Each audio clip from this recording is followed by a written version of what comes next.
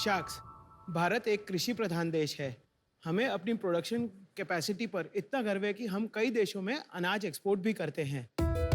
लेकिन क्या आप ये जानते हैं कि हमारी यील्ड दूसरे देशों के मुकाबले कितनी कम है? उदाहरण के तौर पर इंडिया और चाइना हर साल लगभग 60 लाख टन कॉटन उगाते हैं, जिसके लिए इंडिया को 1.25 करोड़ हेक्टेयर जमीन की जरूरत पड़ती है और चाइना को सिर्फ उसका 1/4 यानी कि 30 लाख हेक्टेयर जमीन की जरूरत पड़ती है, क्योंकि चाइना में टेक्नोलॉजी एडॉप्शन खेती में बहुत ज्यादा है। आज के बदलते भारत में जहां स्टार्टअप्स टेक्नोलॉजी की मदद से खेती की हर प्रॉब्लम को सॉल्व करने की कोशिश कर रहे हैं, तो क्यों ना हम भी अपना हाथ बढ़ाएं और अपने किसानों की यील्ड बढ़ाएं। इसी मिशन के साथ हम लाए हैं ग्रो इट। नमस्कार शाक्स, मैं हूं सौरभ अग्रवाल। मैं अक्षय अग्रवाल। हम सूरत से हैं और हम हैं ग्रो इट के फाउंडर्स। ग्रो इट एक ऐसा ब्रांड है जो प्रोटेक्टिव फार्मिंग यानी संरक्षक खेती की अवेयरनेस और उसके रिलेटेड प्रोडक्ट्स देता है। बहुत देशों में 70 से 80% फार्मर्स इस फार्मिंग टेक्निक का इस्तेमाल करते हैं, पर भारत में सिर्फ 2% फार्मर्स इसके बारे में जानते हैं। हमारे प्रोडक्ट्स इंश्योर करते हैं कि खेत में पानी, पेस्टिसाइड और फर्टिलाइजर कंजम्पशन 50% से कम हो और प्रोड्यूस को सनबर्न और रस्टिंग से बचाए और वीट ग्रोथ को रोक सके। इससे क्रॉप की यील्ड, क्वालिटी और फार्मर की इनकम 50% से लेकर 100% तक बढ़ सकती है। हमने भारत में 4 स्टेट्स में 15,000 फार्मर की यील्ड बढ़ाई है। हमारा विजन है कि हम भारत के हर किसान को प्रोटेक्टिव फार्मिंग के बारे में अवेयर करें और उन तक हमारे प्रोडक्ट्स पहुंचाएं।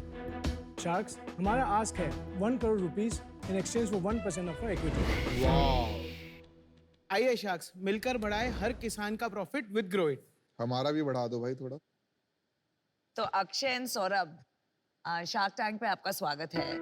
एंड आपने एक अच्छा सेक्टर पिक किया है, एग्रीकल्चर, जो इंडिया के लिए बहुत इंपॉर्टेंट है, राइट? एंड प्रोटेक्टिव फार्मिंग तो और भी इंपॉर्टेंट है। और आपने बताया water, pesticide, fertilizer 50% less usage. तो ये तो एक बहुत साइंटिफिक प्रोडक्ट हो गया। मेरी मॉम का बहुत बड़ा फार्म है और वो खुद ये सब करती है। तो क्या साइंटिफिक नॉलेज आपने यूज किया based on what work experience और एजुकेशन बैकग्राउंड? तो शाक्स, हम लोग दोनों 3rd जनरेशन एंटरप्रेन्योर्स हैं और मैंने मेरी ग्रेजुएशन यूके कार्डिफ यूनिवर्सिटी से करी है और मैंने मेरा MBA SP Jain college Bombay से किया है। और मैंने मेरा बैचलर्स और मास्टर्स प्लास्टिक्स इंजीनियरिंग में किया है US से, in university of Massachusetts near Boston. आप भाई है दोनों, सगे भाई? सगे भाई। हाँ जी, look like anything like each other. तो ये एग्रीकल्चर का नॉलेज आपको कहाँ से आया? मेरी एक हॉबी थी घर में कुछ थोड़ा बहुत फार्मिंग करने की, और मैंने सोचा कि क्यों ना हम घर में जो भी खाते हैं वो हम फ्रेश खुद ही उगा के खाएं। तो वहाँ से हमने एक छोटे फार्म पे थोड़ी बहुत फार्मिंग करनी शुरू की। मेरी रुचि उसमें और बढ़ी, तो हमने फिर सोचा कि एक बार थोड़ा स्टडी करते हैं कि फार्मिंग में और क्या क्या टेक्नोलॉजी अवेलेबल है और हमारी खुद की फार्म को हम कैसे बेटर कर सकते हैं। तो हम लोगों ने देखा कि इंडिया में कुछ टेक्नोलॉजीज हमें नहीं मिल रही थी, तो हम यूरोप, US, चाइना सब जगह गए। तो हम लोग वो प्रोडक्ट्स लेके आए इंडिया। हमने वो प्रोडक्ट्स को हमारे फार्म पे यूज़ किया, लेकिन नहीं चले। तो उसके बाद सिंस अक्षय का बैकग्राउंड इंजीनियरिंग का है, तो I think he can explain better there. उन्होंने मुझे प्रोडक्ट्स दिए और उन्होंने बोला कि देख क्या है क्या नहीं है, प्लास्टिक्स रिलेटेड है। तो फिर मैंने पीछे से R&D करी और मैंने कुछ प्रोडक्ट्स बना के भी दिए। और हमने जब सक्सेस हमको हमारे फार्म पे मिली तो हमने फार्मर्स को दिया कि आप भी ट्राई करो। ओके। तो जब उनका पॉजिटिव रिस्पॉन्स आया तो हमने सोचा कि अगर ये कुछ फार्मर्स में इतना पॉजिटिव रिस्पॉन्स है, तो अगर हम देश भर में ये काम करें तो ये बहुत बड़ा रेवोल्यूशन की तरह हो सकता है। आपका फार्म है कहाँ? सूरत में। सूरत। और आपको कोई इंटरेस्ट नहीं है फार्मिंग में? मुझे फार्मिंग का ऐसा इंटरेस्ट नहीं है, मुझे प्रोडक्ट डेवलपमेंट का इंटरेस्ट आपको है। पैसा बनाना है। आपने बताया 50 से 100% यील्ड बढ़ जाती है फार्मर्स की। वो क्या किया आपने, क्या इजाद किया? मैं कुछ केस स्टडीज बताना चाहूँगा, जिसमें आप देख सकते हैं कि यहाँ पे cotton without any mulching film और उसके हो रही है, और यहाँ पे विद मल्चिंग फिल्म हो रही है। सो इसके कारण अगर आप नीचे नंबर्स देखेंगे तो फार्मर्स को नेट इनकम में ऑलमोस्ट डबल का बेनिफिट हुआ है। एवरेज है कि टॉप सक्सेस स्टोरी? नहीं, एवरेज है, क्योंकि ऑन एन एवरेज 5-10% का फार्मिंग प्रैक्टिस के बेस पे उसका वेरिएशन हो सकता है। ठीक है। ये क्या है mulching film? So mulching is basically to cover the soil, उसका जो मॉइस्चर लेवल है उसको प्रिवेंट करने के लिए, वीड ग्रोथ को रोकने के लिए, और जो पेस्ट अटैक होता है उसको भी रोकता है वो। और किस मटेरियल का बना है? Plastic material. Plastic. Total India में मल्चिंग, ये जो प्लास्टिक है, इसके कितने मूल्य की खपत है? तो आज के टाइम पे खाली मल्चिंग की अगर बात करें तो लगभग 450 से 500 करोड़ का मल्चिंग इंडिया में सेल That हो रहा represents only 2%. है। Only 2%। Got it. Thank you. Farmers को जब आप ये बताते हो तो मान जाते हैं आपकी बात? हाँ, फार्मर्स को अगर उनको प्रॉपर तरीके से अगर कन्वे करते हैं तो वो लोग definitely they are very adaptive हैं उस चीज़ के लिए, और उसकी के लिए हमने डेमो फार्म्स बनाते हैं। तो हम हर तालुका में 70 से ज़्यादा अभी तक डेमो फार्म्स बना चुके हैं, और उसी का एक नमूना यहाँ पे रखा हुआ भी है।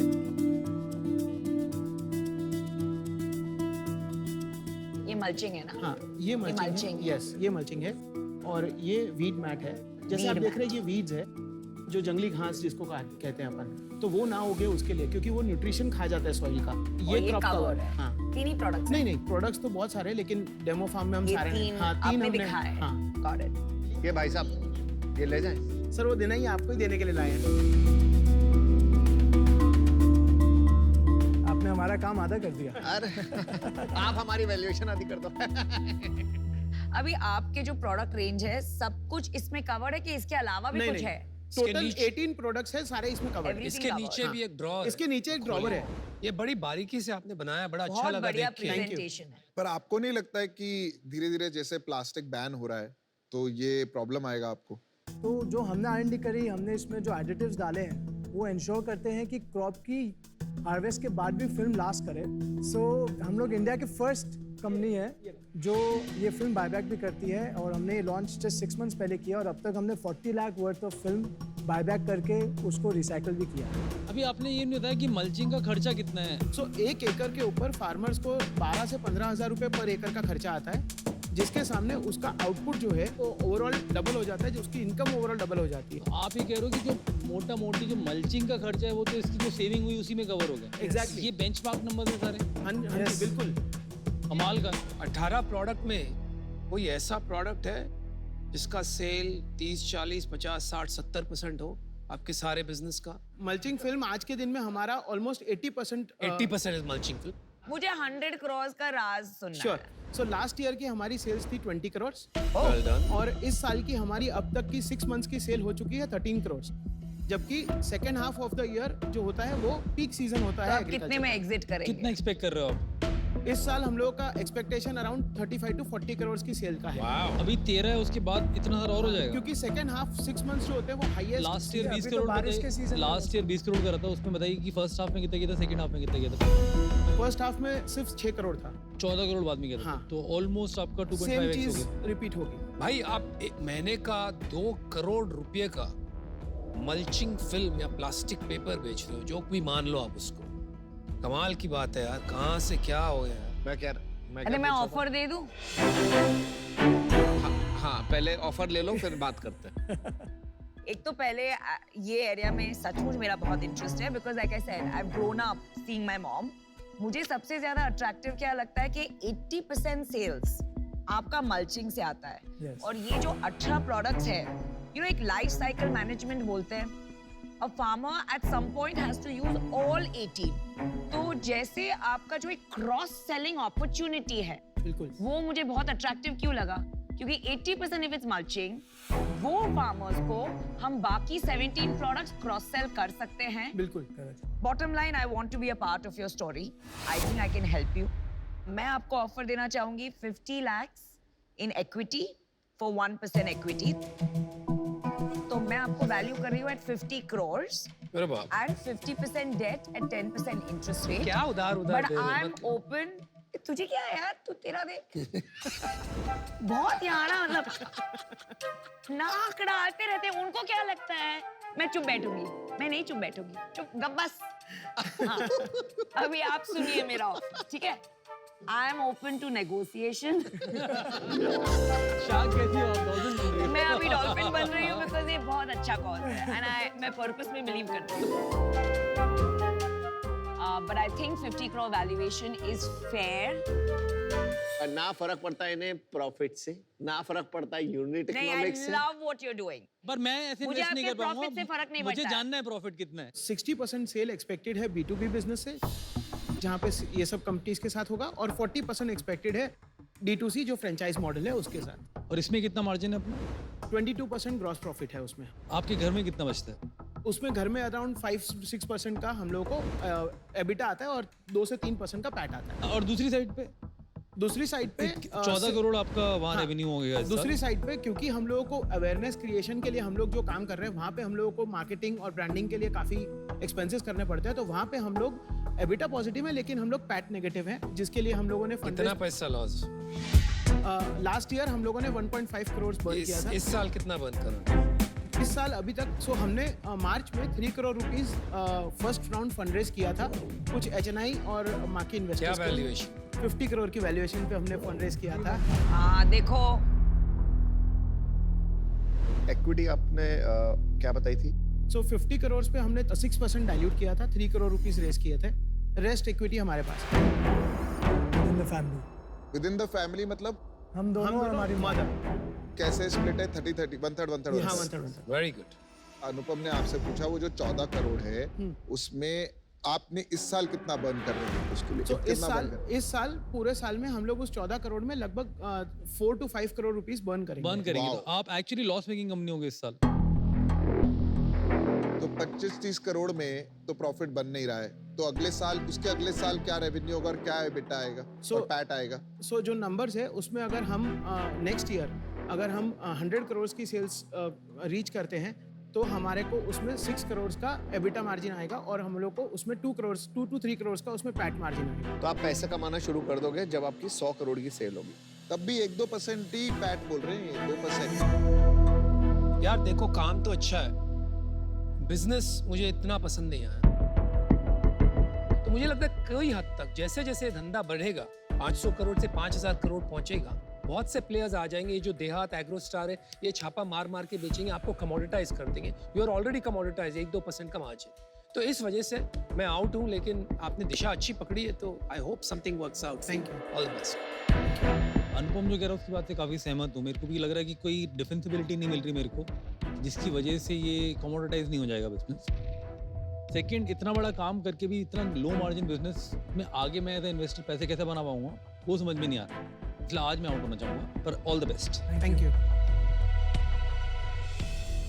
मैं भी आउट हूँ, पर आपको इसमें जो करना चाहिए ना, किसी तरह मतलब वो क्या बोलते हैं ना, आपके मोबाइल शॉप्स होती हैं जिसमें सबसे ज्यादा फार्मर्स जाते हैं फॉर प्रीपेड और वो वाला, वहाँ पे एजुकेशन किसी तरह आपको किसी तरह भी आपने अवेयरनेस मॉडल्स पे और स्टडी मारना पड़ेगा और देखना पड़ेगा कि बाकी लोग कैसे पहुंच रहे हैं, इतने फार्मर्स को कैसे रीच कर रहे हैं।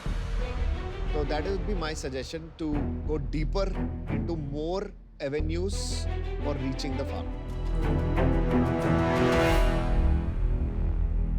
मुझे एक चीज बताइए, 5 साल में क्या विजन है और कितना बड़ा बिजनेस बनेगा और क्या इम्पैक्ट आएगा? 5 साल में Growit be known as doubling farmers output and income. That is what Growit wants to be known However- through protective farming. ठीक है, और कितना बड़ा, क्या स्केल होगा? 300 करोड़ का रेवेन्यू हम इस बिजनेस से करेंगे।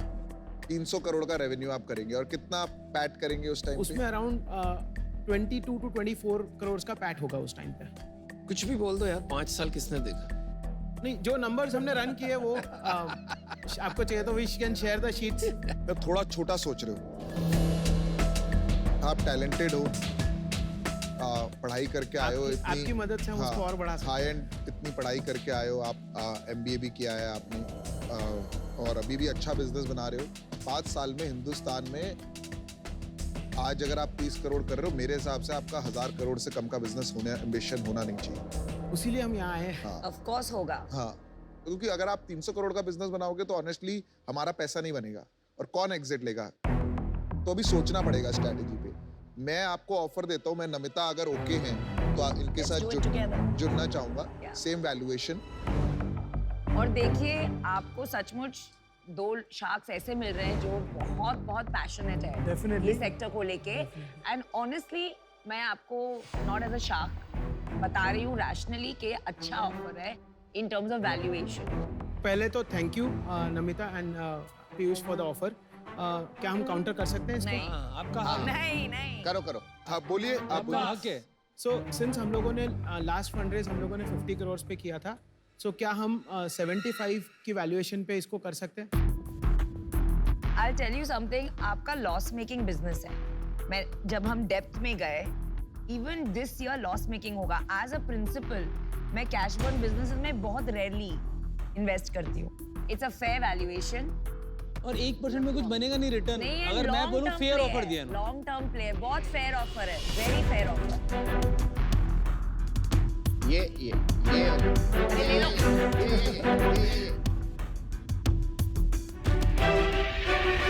Let's hear the review. चलो. Guys, Thank you so much. congratulations. देखो मैंने तो लिखी है. Very good. And I love your enthusiasm. Grow it. Thank you, Okay, thank you. guys. Piyush, thank you, मेरे से नहीं झगड़े आज. ये तो अरे मेरे को आपको थैंक यू बोलना है. Thank you guys. Thank you. All the best, guys.